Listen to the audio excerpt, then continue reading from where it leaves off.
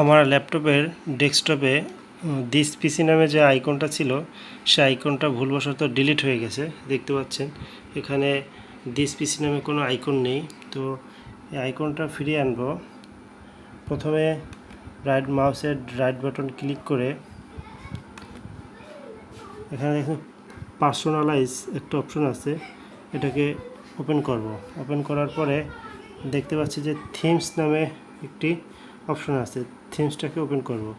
Open করার পর প্রথমেই দেখতে পাচ্ছি যে ডেস্কটপ আইকন সেটিং, এটিকে ওপেন করব। ওপেন করার পরে দেখতে পাচ্ছি যে এখানে কম্পিউটার নামে একটি ঘর ফাঁকা আছে, আর যে আইকনগুলো এখানে শো করতেছে সেগুলো টিক আছে।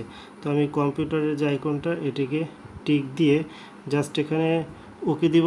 ওকে দেওয়ার পর ওটা স্ক্রিনে একটা রিফ্রেশ নিল। রিফ্রেশ নেওয়ার পর আমি আবার মিনিমাইজ করলাম, করার পরে এই যে দেখতে পাচ্ছেন যে আমার ডেস্কটপে দিস পিসি নামে যে আইকনটি আবার ফিরে আসছে। ধন্যবাদ।